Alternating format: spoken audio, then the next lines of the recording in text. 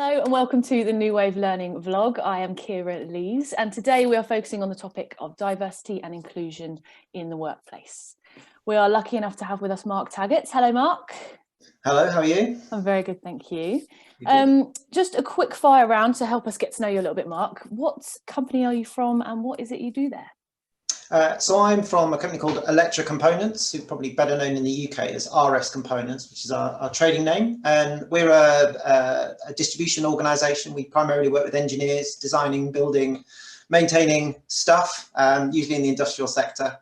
So yeah, that's who we are. We're about 7,000 strong, 32 countries, quite a relatively large organisation. And I look after our group agenda around talent, development, leadership, diversity and inclusion. So quite a broad spectrum. Oh. So it would be really good just to understand a quick overview of why diversity and inclusion is important to you or important to Electra Components. Well, I think it's incredibly important to our organisation. It's actually a core part of who we want to be and who we are. I think as an organisation, we historically have always really valued our people, but that's really grown into an agenda around inclusion, certainly in the last 2 to 3 years, where it's about bringing your true self to work. And that's what we talk about a lot. And how do we actually enable people to do that? Because we get the best out of them and they get the best out of their experience of working with us as well. So for us, it's just cool. It's cool to what we do. Yeah, brilliant. Well, sounds like we've got the right man here with us today.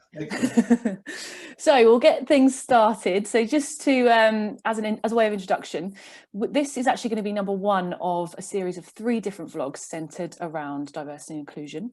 Today, myself and Mark are going to look at two of the 6 traits of inclusive leadership, which were identified by Deloitte back in 2016 in their report.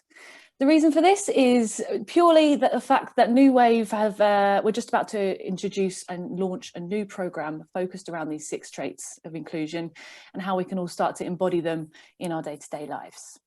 So without further ado, if you're ready, Mark, I'm ready. We'll get cracking into question 1. Let's go for it. Great. So question 1 is focused around one of the traits, which is called cultural intelligence. So travel and human contact has always been the primary means of developing and broadening our understanding of different cultures. I think most people would agree. But how do you think the events of this year in particular have impacted this for your leaders at Electra Components? Yeah, I think it's a great question. And I think it actually brings into question the premise of the question itself, if you like. So I think we actually assume that travel and kind of putting ourselves into other cultures is the only way to get to understand people and to kind of get a sense of who they are and what they're bringing and kind of how things work for them. And we've not been able to do that for certainly in our organisation for the last 7 or 8 months, no travel at all. And I think what it's taught us is that there are other ways to kind of find this out and to engage with each other. And actually travelling isn't the only way to get to know other cultures. Talking, listening, having a dialogue, whether it's like this over technology or whether it is traveling to a place of work in another country, the only way you're actually really understanding what's going on is observing and listening and trying to seek to understand what might be different for that individual. And that's just the root of all kind of diversity and inclusion. You know, what might be different for you? Let me try and seek to understand that and then see how we can work together. So for me, as much as I love traveling, I'm sure like you, most of your business travel is involves getting on a plane, going to a hotel, going to an office, going back to the hotel, going back to the plane and going home again. So, you know, in reality, I think culture's about people. And so if we can engage in like we are, like we're talking now, then, you know, we can get to know each other. And I think to answer the second part of your question around how has that impacted on leaders, you know, that we're in a position now where I think leaders are more accessible than they've ever been in our organisation because they've learned a different way of working. And actually, you know, I can be on a call with our CEO now and he's sitting in his living room or his bedroom or, you know, it's the real person because you're seeing them in their natural environment. So I think that connection has made people closer to each other than they were before. As much as I would love to be able to go and you know, physically meet with friends and meet with colleagues again, and I'm clearly looking forward to that. Yeah, no, I think you're absolutely right, and that's so nice to hear from such a big global organisation that you are finding other ways to broaden our horizons and understand different cultures. And I think you're right; those barriers have actually been taken down, haven't they, by talking to people in their own home environments. People have become a little bit less corporate, haven't they? We're seeing people for who they really are, which then helps us see more into their different cultures and views and things. Yeah, I mean, they have, I think, and the danger is just, you don't see who you don't see. So it's actually then also, I think, making that conscious effort to include everybody and to think about who have I not spoken to. It's very easy to see who you haven't spoken to in the office. Yeah. It's not so easy when they're just not in front of you. And leaders, I think, do have to work harder, I think, to make sure that they are including people and they're not just defaulting to relationships that are easy and comfortable and and ones that they've maybe had for years. So yeah, you're absolutely right. It's having that awareness that there are multiple people that you need to check in with and keep in touch with, because those people might be happy working alone, but it is key to touch in with them as well. Fab. Okay, great answer. Moving on to question 2, which is focused all around Deloitte's trait of collaboration.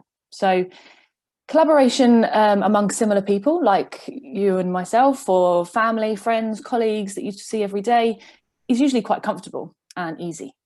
But collaboration can sometimes be a challenge when you're working in quite a diverse group.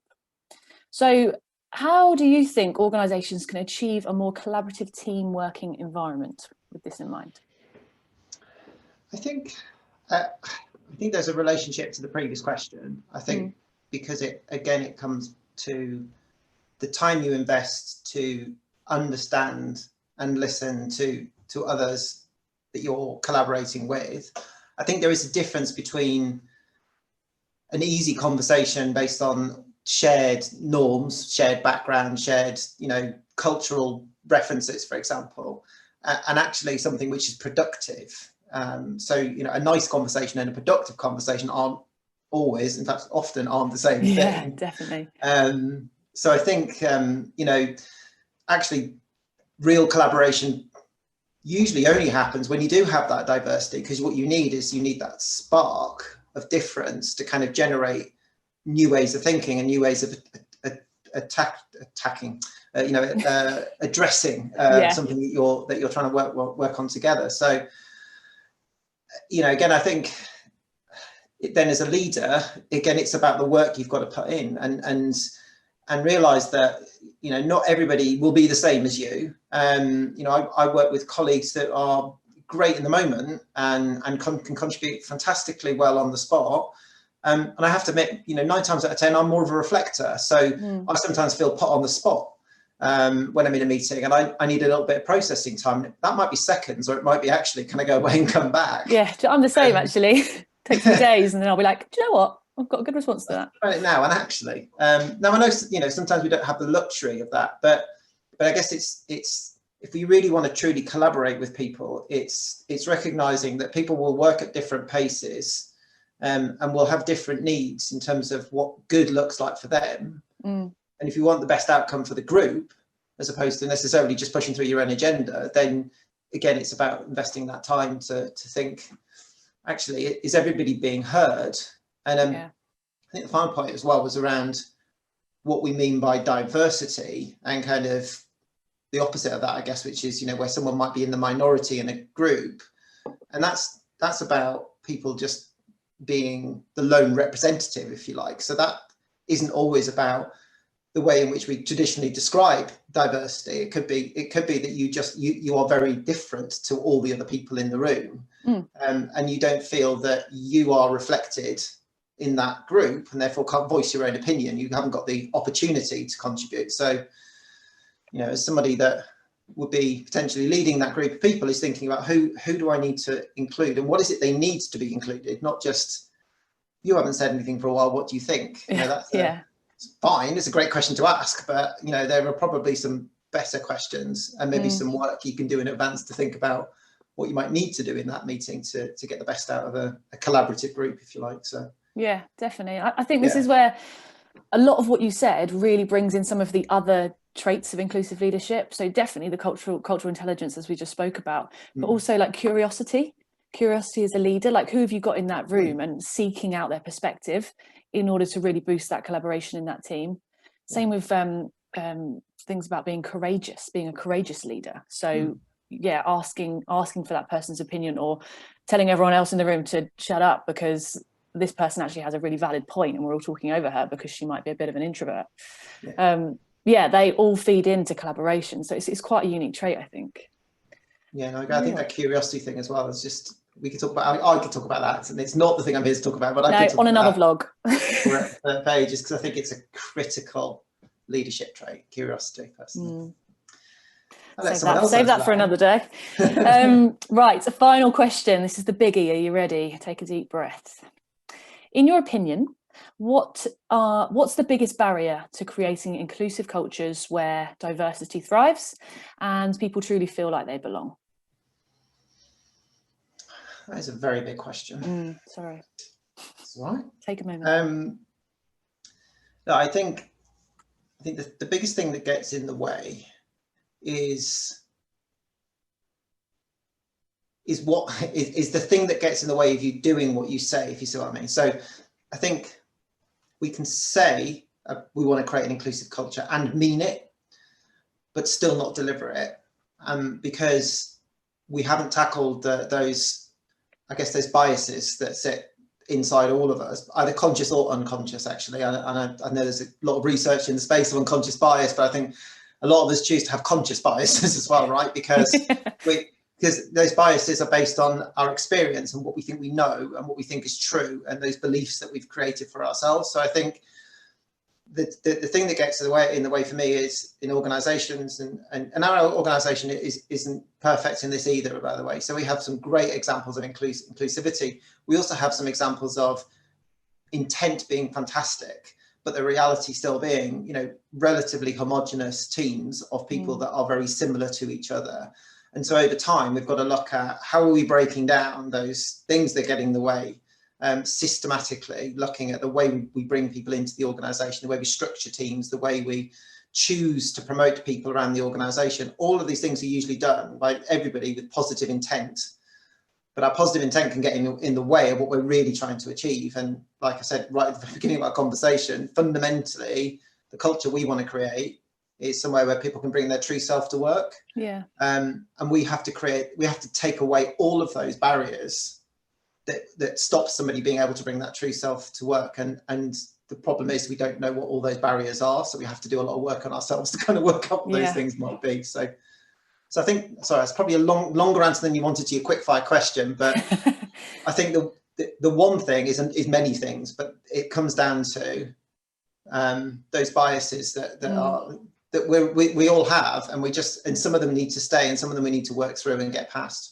Yeah, it's becoming aware of them, isn't it? Which is so hard. And I think you're right. It's not an easy overnight job either. This is kind of the topic within organizations when the work is never actually finished. It's never done. There's always going to be something else. And that's not a problem, I think, as long as we're showing commitment to the cause and making a change. Yeah, and being true. Yeah, so, exactly. Yeah. Brilliant. Okay, great answer to that big finale question. So I think we'll leave it there. That concludes our first vlog on the topic of diversity and inclusion. I hope everyone at home found it insightful and useful, and there were some key takeaways in there. Thank you so much for your time, Mark. It's been brilliant having you with us. It's been great being here. Good. I'm glad you enjoyed it. We'll see you all in the next one. Bye. Bye.